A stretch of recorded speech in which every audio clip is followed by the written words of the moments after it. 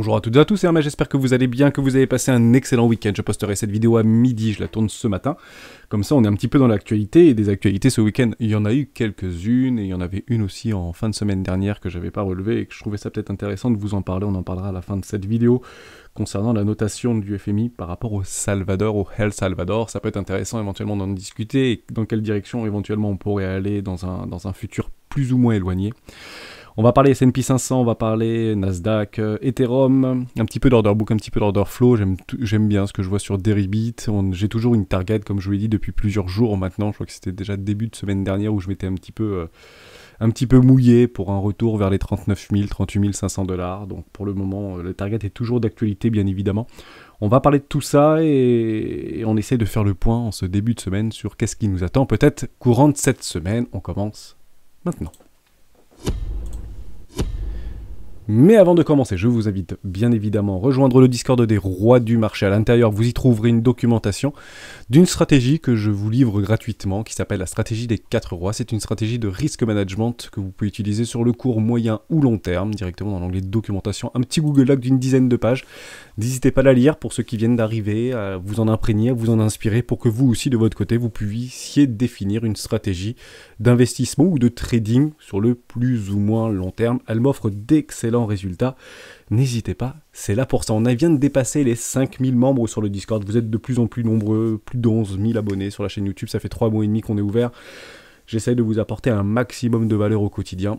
N'hésitez pas à être nombreux à nous rejoindre. On est là pour ça et on va essayer éventuellement d'aller voir de nouveaux sommets dans les prochains mois. Car je le rappelle, les bottoms se posent en hiver généralement et font de très jolis rallyes au printemps. Et ceci est toujours d'actualité. Parce que quand je passe en weekly, et ça fait plusieurs semaines que je vous le dis, dans ma conception de l'analyse chartiste et l'analyse graphique, je suis toujours dans un marché extrêmement haussier. On est juste sur une phase de retracement, de liquidation pour sortir les derniers arrivés, premiers sortis, par rapport à ces acheteurs un petit peu agressifs et qu'on les voit encore arriver en cette fin de semaine. On va regarder ça avec l'order flow. Mais techniquement, nous sommes toujours dans un marché haussier. J'en parle également parce que peut-être que certains d'entre vous utilisent les candlesticks, donc les petites bougies ou les doji japonais ici. Donc ça, c'est une bougie en weekly, hein. Je suis bien en weekly de retournement. D'accord? Donc ça, c'est bearish, c'est une bougie bearish. Ça s'appelle une shooting star, pour ceux que ça intéresse. J'avais mis dans les patterns des rois, également dans la documentation. Vous pouvez aller la télécharger, le pattern des rois du marché, c'est les plus connus, entre guillemets, il en existe des dizaines, voire des centaines. Donc on est bien sur une shooting star ici, c'est une candlestick pattern bearish. Donc est-ce que ça veut dire que c'est systématiquement baissier ou pas? Absolument pas. On avait à peu près la même chose qui était juste là, je vous montre, elle est juste ici. Sur la semaine du 18 octobre, on a quand même fait un nouveau plus haut avant de retourner la tendance sur un M-top en daily. Mais on avait bien, en effet, ce type de bougie qui est une bougie de retournement. La même chose ici, d'accord? Ça, c'est également une bougie de retournement, mais à la fois haussière. C'est la même chose, mais à l'envers. Derrière, on était bien parti refaire un dernier lot ici, mais sans casser le précédent lot. Et derrière, on fait une continuation haussière. Donc ça ne veut pas dire que maintenant, ça y est, il faut shorter, ça descend. Pas du tout. Ou il faut vendre. Absolument pas. On est dans une bonne zone d'achat. Je remets ce qui tourne un petit peu actuellement sur les réseaux. Et je trouve ça très intéressant et je pense qu'on peut éventuellement s'en inspirer. On est actuellement dans un canal haussier. Hein, c'est ce qu'on appelle un canal ascendant. Et c'est plutôt bullish pour le coup. Puisque la résolution de ces canaux, même sur des grandes time frames, ça a des raisons généralement en termes de probabilité, parce qu'on ne fait que ça en fait, que jouer des probabilités, c'est haussier à ce moment-là. Donc on est actuellement dans un bas de range, ou un bas de canal. L'objectif c'est d'aller voir le haut du canal, et pourquoi pas faire un nouvel ATH avant d'aller revoir le bas du canal, et pourquoi pas trouver une résolution d'ici là. Est-ce que ça sera plutôt une résolution haussière, ou est-ce que ça sera plutôt une résolution baissière? Dans l'idée, le sentiment est quand même relativement bearish, et toujours on le voit sur les réseaux sociaux, on parle de plus en plus aux 20 000 $, 30 000 $, je le vois beaucoup dans des commentaires YouTube, donc il faut qu'il y ait un sentiment ou une émotion assez négative et assez pessimiste par rapport à ce qui se passe actuellement. Il y a je crois que c'est en fin de journée, donc on regardera ce qui s'est passé demain par rapport à la Fed sur la réunion surprise par rapport à la remontée des taux vis-à-vis de l'augmentation de l'inflation qui a passé les attentes à 7,5% au lieu de 7%, donc ça a été revu. Bon, est-ce que ça va faire vraiment quelque chose d'incroyable ou pas? C'est pas une certitude. Malheureusement, le marché doit déjà le pricer, avait déjà commencé à le pricer, notamment sur les S&P 500, par rapport à la bougie de vendredi qui s'est pas clôturée comme on voulait. C'était donc bearish, j'avais partagé dans le Discord. Si on vient sur le S&P 500 et qu'on clôture, malheureusement en daily, je parle, d'accord. Si on vient clôturer en dessous des... Ah, peut-être que je vous en avais parlé en vidéo d'ailleurs. 4450 points, c'est baissier. Donc on aura structuré en fait un nouveau M-top ici. Bon, c'est exactement ce qui s'est passé. On attendra l'ouverture. Je rappelle également que lorsque les bougies sont rouges le vendredi à Wall Street, généralement on ouvre à la baisse le lundi. Tout simplement. Donc ça, c'est un adage qui tend à se répéter continuellement de semaine après semaine. C'est quelque chose qui peut être vérifié. C'est pas du systématique, on joue que des probabilités, mais il est fort probable qu'on ouvre malheureusement dans le rouge tout à l'heure à 15h30 au niveau du S&P 500. Bon, où est-ce qu'on est actuellement? Sur le S&P 500, c'est intéressant parce que je vais tout effacer. On a une structure de retournement baissière en daily qui était juste ici avec un M-top. Ça a été confirmé. On fait le pullback et on renverse la tendance court terme avec un W-bottom en daily toujours. Et là, on vient de reclôturer en M-top. Bon, c'est pas très fameux tout ça, on peut toujours considérer que nous sommes dans un énorme range ici. Néanmoins, si on vient à clôturer en dessous, ici sur le S&P 500, des 4225 points, c'est la porte ouverte à un retracement beaucoup plus profond. Et le retracement beaucoup plus profond, on va se le mettre à 0 au niveau de notre S&P, c'est premier arrêt. Alors c'est pas la fin du monde, d'accord? C'est juste éventuellement un retracement aux alentours du premier arrêt. Je vous le montre ici, ça peut faire mal, pour le coup. Je me mets à 0, complètement 0, parce que le S&P 500, il tend en fait à s'ouvrir aux alentours des 0. Je crois que c'était une centaine de points à l'époque. Je sais plus trop, une centaine de points, cinquantaine de points. Voilà, bon, je le mets à 0, on n'est pas à quelques dollars près ou quelques points près sur l'indice. Le premier arrêt serait une excellente localisation pour retrouver des achats assez massifs d'institutionnels aux alentours des 2967 points. En sachant que toutes les valeurs technologiques type Apple, type Tesla, Tesla il me semble pas qu'il est dans le S&P 500. Il faudrait confirmer parce que c'était en cours d'actualité, je sais plus. J'ai pas envie de vous dire une bêtise, mais toutes ces valeurs un peu technologiques qui drive en réalité les valeurs de Wall Street, en fait ont déjà structuré des patterns de retournement en M-top, en weekly. Donc il ne faut pas qu'on s'étonne si on a éventuellement un crack ou un Black Swan qui vient nettoyer tout ça. Et il est évident qu'actuellement, il y a des gens puissants et des gens riches qui prennent des profits sur les valeurs technologiques. C'est une certitude absolue. Mais ils n'ont pas commencé hier. Ils ont commencé depuis des semaines et 2 semaines à prendre des profits. Pourquoi? Parce qu'ils prennent des profits toujours dans la montée ou à minima se couvrent dans la montée pour pouvoir sécuriser des profits latents, tout simplement. Donc ça, c'est quand même important de le dire et de le rappeler. Je target donc, en cas de clôture en dessous des 4225 points sur le S&P 500, une target réaliste des 3000 points. Ça va faire mal, pour le coup, parce qu'il y a quelques valeurs qui vont perdre 50-60%, en sachant que je le rappelle sur ce qu'on voit, mais qu'on aborde peu aujourd'hui sur les réseaux ou à la télévision, à part sur quelques petits ratios ou quelques chaînes un peu spécialisées, c'est que 50% des valeurs du Nasdaq ont déjà perdu plus de 50%. Donc en réalité, le crack, la crise, le crack sur les valeurs tech a déjà commencé. Or, on ne le voit pas ou on le voit peu, puisque aujourd'hui c'est Apple, Google, c'est les GAFAM ou les GAFTA qui aujourd'hui en fait drive complètement et lead complètement les marchés, notamment des valeurs technologiques. Mais il ne faut pas oublier que Zoom par exemple a perdu près de 65% de sa valorisation, qui se retrouve en première classe. Vous avez AMD qui a pris une sacrée dérouillée également, Nvidia également. Donc plein de ces valeurs technologiques qui ont déjà pas mal dérouillé par rapport à leur précédent top de marché, précédent sommet provisoire, toujours pareil, et qui retrace à minima sur les premiers arrêts 382 ou en zone de rechargement EcoClass, qui pourrait éventuellement nous ouvrir la porte à quelques réinvestissements ou quelques renforcements de position sur ces valeurs technologiques pour ceux qui n'avaient éventuellement pas pris des profits ou ceux qui en avaient déjà pris, bien évidemment. Donc voilà pour ça, pas très très fameux. Côté S&P, c'est un peu rouge, d'accord, et on passe sur le Nasdaq très rapidement. Là, c'était exactement la même chose que ce que j'avais... Ah oui, d'ailleurs, non, je vais finir là-dessus, c'est très très important. Pourquoi je confirmerai en fait ce M-top sur le S&P 500 en weekly? Puisqu'on est bien revenu chercher avec cette petite mèche-là en weekly nos 0,618. C'est chirurgical, j'efface tout, mais je vous montre. Comme ça, pour bien confirmer pour moi des M-top, vous voyez que c'est incroyable. On vient chercher ici notre sommet, on vient chercher notre low, ici le low, et derrière, on va pile rechercher avec cette mèche-là les 0,618. On ne peut pas mieux faire pour le coup. Et hop, on a un rejet. Donc pour l'instant, pas de panique. Il n'y a pas de problème avec ça. Mais si on vient clôturer une bougie en weekly en dessous des 4250 points, c'est vraiment pas bon. Et on aura bien confirmé une énorme pattern, une énorme structure chartiste de retournement long terme, et ça fera probablement un petit peu comme Amazon ou comme Tesla, hein, ça partira un peu fort, ça revient faire le pullback et on redescend. Ce qui est exactement ce que nous a fait notre ami Nasdaq. On a fait exactement la même chose. Vous voyez ici, on avait cette pattern, on avait un énorme M-top qui avait emprisonné un W weekly sur le Nasdaq. Derrière, on part à la dérive, on vient pas du tout chercher, me semble-t-il, un premier arrêt. Je vais pas dire une bêtise, mais il me semble pas, hein. Je pense qu'on en est extrêmement loin pour le coup. Mais c'est une target complètement réaliste, hein, maintenant que la... Par contre, je sais pas si c'est 0, je doute que ce soit 0 sur les S&P, sur le Nasdaq. Ouais, si on peut le mettre à 0. Donc historiquement, on pourrait revenir avec cette pattern de retournement, tant qu'on ne voit pas une structure derrière, en réalité, de retournement en fait haussière. Comment on fait pour annuler un M-top? On a besoin d'un W en weekly tout simplement. Donc jusqu'à preuve du contraire, par rapport à ce petit pullback, etc., l'objectif réaliste sur le Nasdaq, c'est 10 000 points. Hein, il faudra prix rond, 10 000 points, actuellement on a 13 700 points.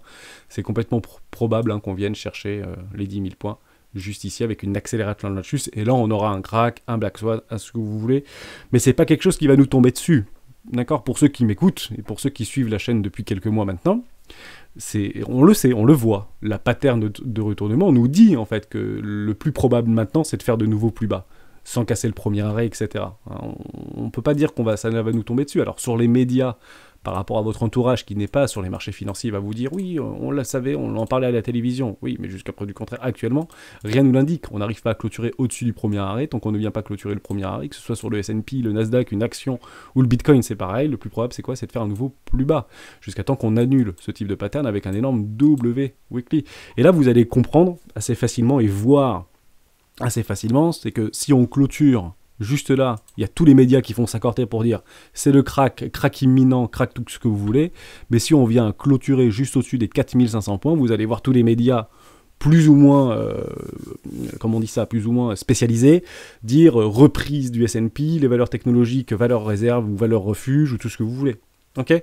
Sauf que là, ce qu'on a sous les yeux, c'est baissier. Il faut juste le prendre en considération. Ok? Voilà, pour ça. Je reviens un petit peu sur le Bitcoin très rapidement, parce que des choses qui sont aussi intéressantes. Mais ce qui est le plus intéressant, c'est sur la market cap totale de nos crypto-actifs. Je vais y venir juste après, mais comme ça, je vous montre un petit peu ce que je vois, moi, au niveau du Bitcoin. Si je prends mon dernier top de marché par rapport à mon précédent beau top provisoire, tant que je n'ai pas de structure, ça reste bien sûr provisoire. On n'est pas venu chercher le premier arrêt. Ok, maintenant si on vient donc dans cette pattern de continuation baissière, d'accord, dans ce marché baissier, même s'il y a une forme de retournement juste ici qui est haussier. Je vous ferai un petit parallèle avec le Black Swan de mars 2020 parce que c'est extrêmement intéressant de gommer ces biais psychologiques là. On n'est pas du tout dans la même situation que mars 2020 et je vais vous montrer et vous expliquer, vous démontrer pourquoi. Juste après. Derrière, c'est intéressant parce que tant qu'on ne vient pas casser le premier arrêt par le haut, le plus probable c'est de faire un nouveau plus bas. Or, maintenant qu'on est dans une dynamique haussière en délit, si on ne vient pas casser le premier arrêt, le plus probable c'est de faire un nouveau plus haut et non pas plus bas. D'accord? Donc dans un sens, c'est plutôt baissier par rapport à la dominance ou à notre tendance de fond, plutôt baissier. On a une structure de retournement. Si on ne vient pas casser le précédent plus haut, les 3,82, oui, c'est de faire un nouveau plus bas. Mais à l'inverse, maintenant qu'on recherche des achats, parce que c'est clairement ce qu'on est en train de faire actuellement, c'est qu'on va plutôt rechercher des achats, puisque la dynamique est redevenue haussière, c'est plus la peine de vendre, enfin, c'est plus le moment de vendre, entre guillemets. Je vais aller chercher je vais retourner le Fibo parce qu'on ne le verra pas. Voilà, juste ici, j'inverse. Et celui-là, je l'enlève. On regardera le petit trait rouge. Le petit trait rouge, tant qu'on ne vient pas casser, c'est de faire un nouveau plus bas. Or, tant qu'on ne vient pas casser les 3,82 ici, c'est de faire un nouveau plus haut. Vous comprenez? Un petit peu au niveau comment on utilise les retracements de Fibonacci chez les rois du Bitcoin. C'est un peu comme ça, tout simplement. Donc si on vient le clôturer en dessous et à le casser, plus probable faire un tour dans une zone de rechargement d'achat court terme. Et derrière, pourquoi pas structurer une énorme pattern de retournement haussière en weekly. Et là, à ce moment-là, vous allez voir Bitcoin nouveau sommet, Bitcoin 90 000, toutes les planètes se réalignent. Or, actuellement, on n'a pas ces informations-là. On n'a pas de structure, on est dans un no man's land, on ne sait pas ce qui va se passer.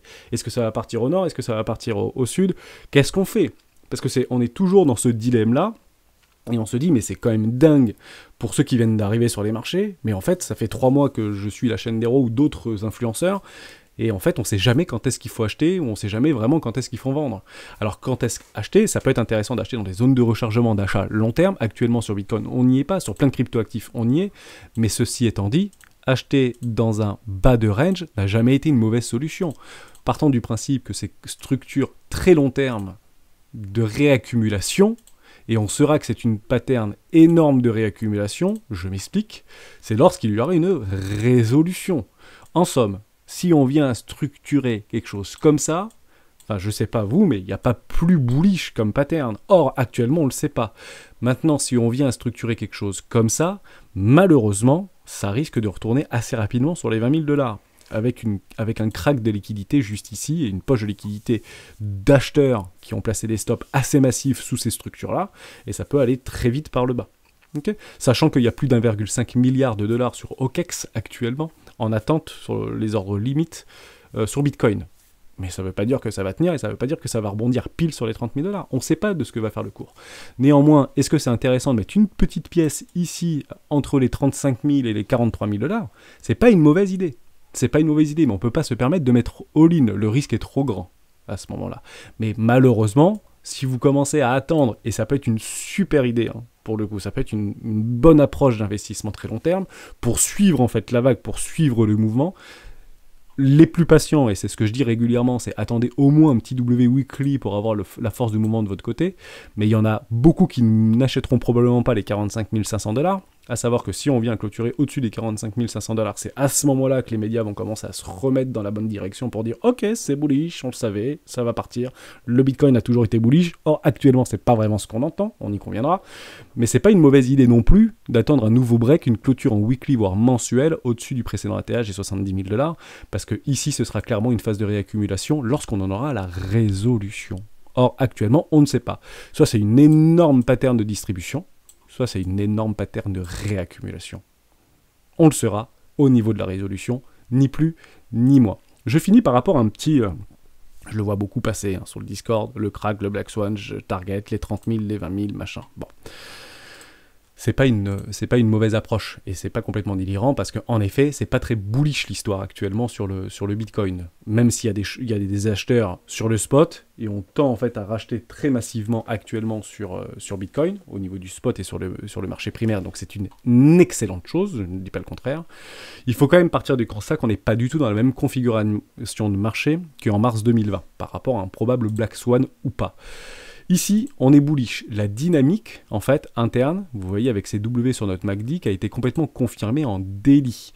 On est actuellement sur notre RSI en 21 périodes, en daily, hein, on est bullish, on a structuré, en fait, juste derrière notre trendline, regardez ça, des W. Alors, c'est donc actuellement, dans la dynamique interne de notre Bitcoin, c'est bullish. On a bien structuré derrière des W derrière notre trendline. Également, notre croisement EMA9 et EMA18 est bullish jusqu'à preuve du contraire. Là, on n'a toujours pas recrossé en fait à l'inverse. Et on a de l'achat. Moi, j'aime bien voir ces... Alors, en 4 heures, vous allez voir, c'est assez impressionnant. Voilà. Vous voyez qu'ici, il y a des gens qui sont très motivés pour acheter. On rachète toutes les mèches. Toutes les mèches sont achetées. Pourquoi? Parce qu'on tend à venir chercher un premier arrêt du précédent mouvement. Je ne vais pas le prendre ici, je vais le prendre juste là. Par rapport à la précédente structure, on est bien sur un... Alors là, vous voyez 618, mais c'est le miroir des 382. On est en train de racheter le premier arrêt du précédent mouvement. Ok? On avait, hop, un mouvement haussier, retour, retracement avec une structure en M-top sur le 4 heures, nouvelle continuation, et par rapport à ce précédent mouvement, on est en train de travailler le premier arrêt. C'est normal qu'on voit de l'achat ici. Et il y a de l'achat plutôt à levier actuellement. Pourquoi? Parce que ce sont les traders de suivi de tendance qui reprennent le lead. Il ne faut pas shorter ce marché. Il est plus probable d'acheter ce marché plutôt que de le shorter actuellement. Parce que dans cette time frame, par rapport en daily, la dynamique interne est haussière. Hein, on avait fait ce travail-là la semaine dernière, je pense que vous vous en souvenez. Donc, on récapitule. On est dans un retournement de tendance court terme haussière. Nos indicateurs techniques sont haussiers, notre RSI est haussier, notre MACD est haussier, et on revient par rapport à un Black Swan qui s'était passé en fait précédemment. En somme, je réexplique très simplement, comme ça je vous l'image, ce que je vois et ce que j'aimerais vous partager. Ici, si on vient à prendre du moins 50% dans la tronche, on se retrouvera pile sur les 20 000 $, ok, 20 000 $ ici. C'est exactement ce qui se serait passé en éclatant ces précédents lots par rapport au Black Swan de mars 2020. Or, c'est pas pareil. Pourquoi c'est pas pareil? parce que je vais repasser en daily, juste ici. Comme ça, comme ça on est précis. Je vais revenir sur le... Il est où mon Mars 2020? On va y arriver, voilà. Donc c'est clairement ici qu'on pourrait se trouver. Ou ici, hein, d'accord? Parce que ici on avait notre précédent low, on avait structuré un magnifique W bottom en weekly, c'est exactement ce qui s'est passé cet été, au mois de juillet 2021, ok? Et puis là on a un espèce de Black Swan. Or, juste là, sur nos indicateurs, on était complètement baissier sur notre MACD. On avait DM dans DM dans DM. À partir d'ici, on nous avait dit, on arrête, on est baissier. La dynamique interne est baissière. On avait recross, en fait, au niveau de notre RSI, sous les 50. Donc on était baissier. Donc, à ce moment-là précis, tous nos indicateurs techniques nous disaient, attention, c'est baissier. On avait des records d'open interest sur les leviers. Il y avait plus de 85 voire 90% de personnes qui étaient en levier d'achat sur ces niveaux de prix. Actuellement, c'est pas ce qu'on voit. Même si il y a quand même plus de leviers d'achat et puis on voit qu'il y a des poches de liquidité qui commencent à se créer. On est revenu sur du... je vais revenir sur le... Hop. Sur Binance, j'aime bien vous montrer ça. Mais partez du principe qu'actuellement, on a du 51,48 en 4 heures sur le top trader, un petit peu plus sur le nombre de comptes actuellement, voilà, on est plutôt sur du 63,37, j'y étais en mars 2020, on était plus près des 85, 90, 10, au même moment, sur un même niveau de retracement. Donc le sentiment de l'époque était beaucoup plus optimiste et beaucoup plus haussier que maintenant. Mais sans commune mesure. Pour y être, sans commune mesure. Alors, vous avez raison, c'est peut-être par rapport à un niveau de prix. On a peut-être cette tendance à dire que Bitcoin est trop par rapport à lorsqu'on regarde dans le rétro. On est sur des nouveaux ATH, on a clôturé les ATH en moins d'1 an et demi, on a eu une explosion des achats massifs, notamment sur Grayscale, notamment sur des institutionnels, notamment sur Elon Musk, notamment sur MicroStrategy avec Michael Saylor, etc. Oui, mais il faut le prendre en compte, ça. On ne peut pas dire ça n'est pas arrivé, c'est arrivé. Et ils défendront coûte que coûte leur prix. C'est super important. On n'est plus dans le même monde qu'il y a encore 2 ans en arrière au niveau du Bitcoin. La réaccumulation a eu lieu, tout simplement. Je ne dis pas que je suis ultra optimiste, je dis juste que actuellement en weekly, je suis quelqu'un d'haussier. Même si profondément optimiste sur le Bitcoin. Pourquoi? Parce qu'il a toujours été haussier, pour le coup. Mais c'est clairement ce que je voulais dire. Maintenant, pour encadrer des achats rationnels, ici c'est intéressant, mais on ne met jamais all-in. Et sinon, vous avez bien sûr une petite zone de rechargement d'achat. Donc le premier arrêt ici de tout ce précédent mouvement, ou entre les 38 000 $ et les 35 000, 36 000 $. 36, 39, ça peut être une très bonne zone d'achat pour mettre ce qu'on appelle un billet à l'aveugle. Mais si vous avez 1000 €, 1500 € à investir dans le Bitcoin, ne mettez pas 1000 ou 1500 € ici, vous mettez 500 € et vous partez du principe qu'on ne connaît pas l'avenir et que peut-être qu'on pourrait avoir un Black Swan, même si nos indicateurs techniques ne nous l'indiquent pas à court terme. Donc ça, c'était important. Maintenant, on a du mal à regarder au niveau des Fibos sur Bitcoin, mais par contre, sur le total market, c'est beaucoup plus lisible. Mais alors, beaucoup plus lisible. Tout est chirurgical sur market cap. Donc derrière, on vient bien pile chercher un premier arrêt. Je vais le retourner parce que j'avais retourné précédemment. Voilà, juste ici. Formidable. On vient pile chercher les 382. Actuellement, qu'est-ce qu'on est en train de travailler ? On fait exactement le même exercice, hein. Sachant que tout est bullish actuellement sur le market cap total. On a bien des structures en W, daily, retournement de tendance, tout est ok, hein. Je reprends mon MA8 et MA19, mais c'est complètement haussier. On a eu le cross juste ici. Et derrière, sur le court terme, on est bien en train de retravailler un premier arrêt, me semble-t-il. Voilà. Juste ici, je suis en daily. On est pile venu clôturer la bougie d'hier sur notre premier arrêt. Toujours un gap également, hein, sur Bitcoin d'ailleurs. Je voulais pas l'oublier celui-là, mais on a toujours ce petit gap-là. On peut venir le combler en début de semaine, sans aucun problème. Même aujourd'hui à l'ouverture, hein, sur le CME, sans aucun souci. Hein. C'est pas complètement délirant, ça fait quelques jours qu'on le voit maintenant, hein, sur les 40 700 $. Également, vous devez voir, donc voilà, juste pour vous dire qu'au niveau du market cap, c'est chirurgical. Ne regardons pas éventuellement que Bitcoin, ou ne regardons pas éventuellement que Ethereum, et Ethereum est très proche quand même. Au niveau de cette résolution, on a exactement la même chose, on est sur les 382, on a travaillé sur les 382 juste ici du précédent mouvement, on reste bullish maintenant sur Ethereum, et j'avais partagé à un membre du Discord qui avait dit « C'est bon, Hermès, regarde, on a clôturé la bougie au-dessus du premier arrêt, est-ce que maintenant le plus probable c'est d'aller faire un nouveau sommet ou aller au minimum dans une zone de rechargement de vente logique ?» Je lui ai dit « Oui, c'est probable, mais il faut une acceptation au-dessus en fait des 382. » Or, je lui avais dit, il se reconnaîtra, si on a une bougie de réjection derrière, c'est pas bullish, c'est même beaucoup plus bearish que bullish pour le coup. Et effectivement, le lendemain, nous avons une bougie de réjection. Je voulais vous en parler parce que c'est aussi très très important. On ne reste pas bloqué sur une bougie, on ne reste pas bloqué sur un instant T, on attend l'acceptation. Et souvent, en fait, on a tendance à appuyer un peu fort, pour le coup, et on se fait vite punir. Ok ? Voilà, donc là vous avez d'ailleurs un petit biseau descendant. Les petits biseaux descendants, le plus probable c'est quoi? C'est de faire un nouveau plus bas, pour information. On a une bonne localisation juste ici dans une zone de rechargement d'achat court terme.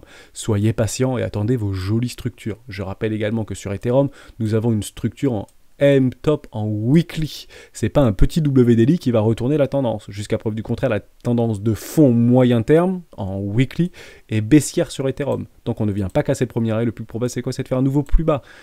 Inutile de se presser. Inutile de se presser. Donc ça, c'était super important. On fait juste un tout petit tour sur Coinali. Je trouvais ça super cool.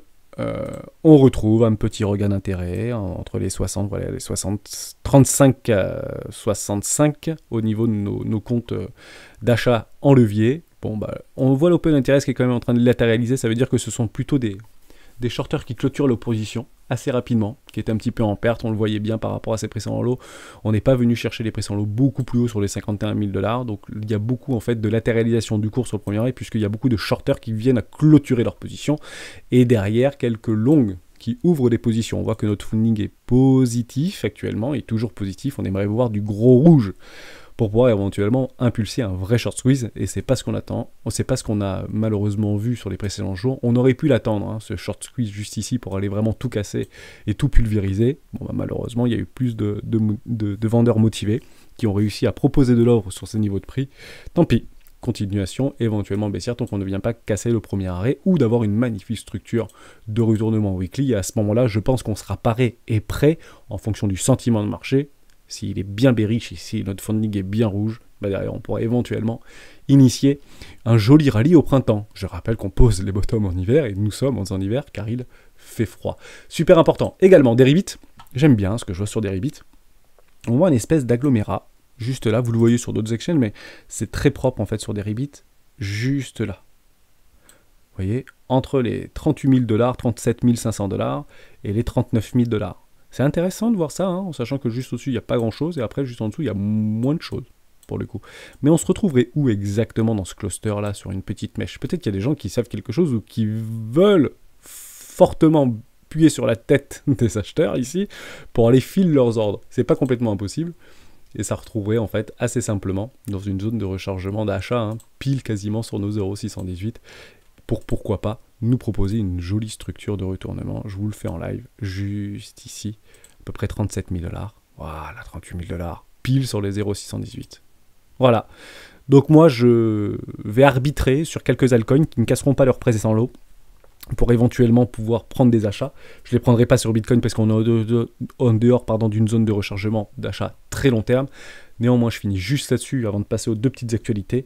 Sur la dominance du BTC, on a bien structuré notre W juste en dessous de notre premier arrêt des 382. C'est magnifique ce qui s'est passé. Donc, vous devez voir sur votre wallet actuellement, si vous êtes majoritairement sur les altcoins et un peu moins de Bitcoin, vous devez voir en fait vos Bitcoins descendre un petit peu sur l'agrégat. Exemple, vous avez, la semaine dernière, lundi dernier, vous avez 4,2 Bitcoin, et aujourd'hui, en valeur de wallet, vous avez peut-être que 3,9 Bitcoin. On voit effectivement que la dominance, maintenant avec une jolie structure sous le premier arrêt, ce sont des figures chartistes qui sont très bullish. Pourquoi pas aller chercher une zone de rechargement de vente ou hedge profit, haut de range, pourquoi pas, pour notre dominance du Bitcoin. Le plus probable, ça reste dans une dynamique baissière par rapport à la dominance, donc les altcoins sont menés éventuellement à regagner du terrain dans un nouveau cycle, le fameux alt season, dans les prochains jours, prochaines semaines ou prochains mois. Ça, c'est une bonne chose. Mais clairement, actuellement, ça sert strictement à rien de positionner des billes à l'aveugle, un tout petit peu à l'aveugle sur les altcoins. Moi, j'attendrai juste que ça vienne, pourquoi pas, en zone de rechargement de hedge, venir dans une zone de rechargement d'achat sur le Bitcoin, avoir des vrais achats en spot, et derrière repartir, et j'ai quelques penny d'exécution qui ne sont pas encore passés actuellement sur mon portefeuille d'altcoin, là où j'aimerais les renforcer. Je suis patient, j'attendrai mes structures. Si ça vient me chercher des structures ou des necklines de précédents W daily qui se sont positionnés sur quelques altcoins, il y en a beaucoup, on en reparlera dans la semaine avec grand plaisir, et je ferai d'ailleurs mon top 10 cette semaine, mon top 10 à moi, mon portefeuille top 10 ou top 15 que je mise sur le moyen long terme. Je sais que ça peut en intéresser plusieurs, puisque j'ai eu beaucoup de demandes dans les commentaires de YouTube. On finit juste sur les deux petites actualités par rapport déjà au El Salvador.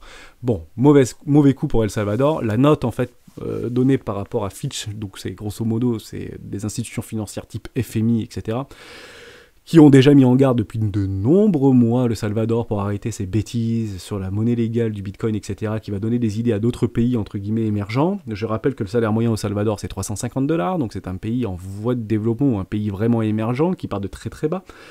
Ils ont une réserve d'or, c'est très intéressant, ça aussi, parce qu'on dit, ça y est, ils légalisent le Bitcoin, alors que toute leur économie est actuellement basée sur le dollar. Ils ont quasiment un tiers de leur PIB qui viennent des États-Unis, parce que beaucoup de Salvadoriens travaillent aux États-Unis, ceux qui sont éduqués, qui ont éduqués entre guillemets, ou qui travaillent, enfin beaucoup travaillent en fait aux États-Unis, et on estime entre 5 et 10 milliards à peu près les mouvements de capitaux qui rentrent au Salvador, mais qui viennent des États-Unis, et c'est vrai que ça coûte très cher, ces transactions-là, faut bien l'imaginer. Et tout le monde prend leur commission. Et l'avantage du Bitcoin, c'est que si vous commencez à envoyer des Bitcoins des États-Unis au Salvador, bah en fait les frais sont tout simplement ridicules. Ça va coûter quelques dollars ou quelques dizaines de dollars pour pouvoir transférer 1 ou 2 milliards de dollars en Bitcoin, bien évidemment. Vous comprenez un peu l'idée. Donc ça, c'était la première chose. Le PIB, 25 milliards, Salvador. Et si on compare le PIB du Salvador par rapport à leurs réserves en or, c'est 3 milliards de dollars.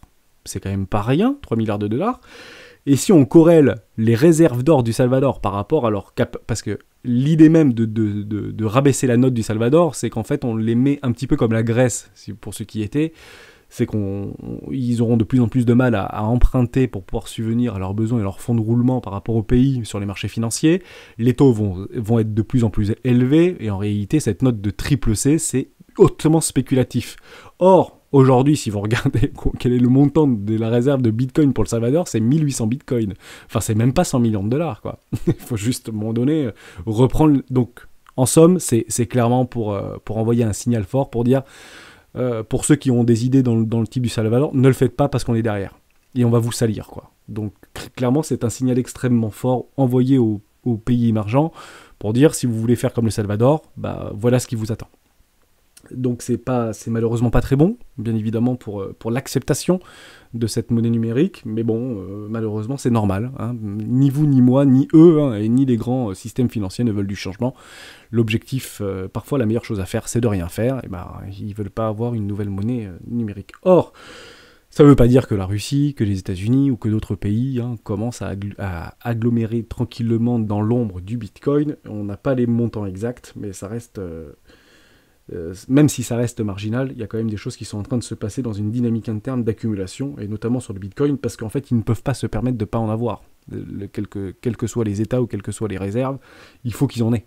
Parce qu'on ne sait pas ce qui est fait demain, donc ils se protègent, et ils se protègent en achetant, bien évidemment. Donc ça, c'était côté Salvador, bon, pas une très très bonne nouvelle. Malheureusement, c'est un petit signal assez fort envoyé par nos banques centrales. Évidemment qu'on pouvait partir du principe qu'ils n'allaient pas laisser faire comme ça. Ça reste un petit pays, 6,5 millions d'habitants. Je rappelle également, et ça c'est super important, parce qu'on a tendance à comparer un peu, parce que ce qu'on voit à la télé avec la ville Bitcoin, etc., on croirait que le Salvador c'est Paris. Non, mais pas du tout. 70% de la population du Salvador n'est pas bancarisée. Ils n'ont pas de compte bancaire.